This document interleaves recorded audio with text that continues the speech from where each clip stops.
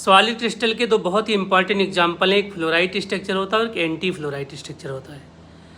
जिसने fluoride structure को अच्छी तरीके से समझ लिया उसको एंटी फ्लोराइड अपने आप क्लियर हो जाता है। फ्लोराइड स्ट्रक्चर में क्या होता है, CF2 इसका एग्जाम्पल है, जिसमें कैल्शियम आयन बाई साइज बड़ा होता है और फ्लोराइड क्या होता है, छोटा होता है। वैसे जनरली एनायन बड़े होते थे, लेकिन इसमें उल्टा हो रहा है। तो जो बड़ा साइज का कैल्शियम आयन है वो जाता है CCP लैटिस पे, माने कि ऑल कॉर्नर पे और ऑल फेस पर। जो फ्लोराइड आयन है वो जाता है ऑल द टेट्राहेड्रल पर, जिससे अगर हम number of calcium ion calculate करेंगे तो 4 आएगा और नंबर ऑफ फ्लोराइड आयन 8 हो जाएगा। तो इसमें टोटल 4 CF2 हैं। तो आपका जो कॉर्नर पे कैल्शियम आयन है उसके जस्ट नीचे टेट्राहेड्रल पे जो फ्लोराइड आयन है उनके सेंटर के बीच की दूरी क्या हो जाएगी, √3/4a हो जाएगी।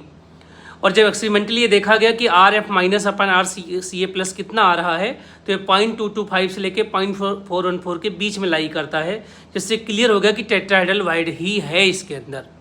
इसके बहुत सारे एग्जांपल है, कैल्शियम फ्लोराइड है, SRF2 है, BF2 है, BaCl2, इस तरीके से हैं।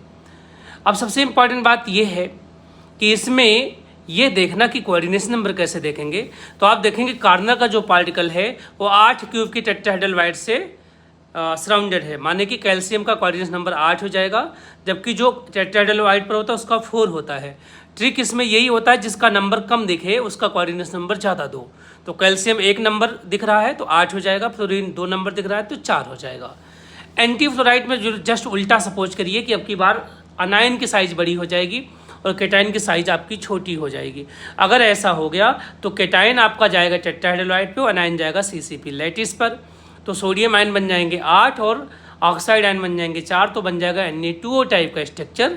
और इसमें भी सेम तरीके का रेशियो आएगा। इसके एग्जांपल होते हैं Na2S, Na2Se, etc।